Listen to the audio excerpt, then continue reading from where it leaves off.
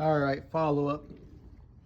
I've gotten a couple questions on this. So the question is, once you get your outer lock ring in, how the hell do you see that little nub? You know, this is in a slot, a little nub can be behind this. How do you know where it's at? So what I do, I just, as you can see, clean the grease off this, cleaned it off around either side of the nub, throw on an indexing mark like that. I just used a Sharpie.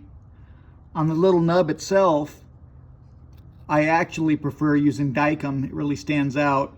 In this case, just for illustration, I used the permanent black marker. Everybody's got one. Hell, you could even use whiteout on that. Anything that makes it stand out against this. You got your indexing mark. This can only go on one way, and this will tell you how close you are to getting it lined up to the hole. Again, better a hair loose than too tight, as long as you crank the first one on enough to seat the bearings.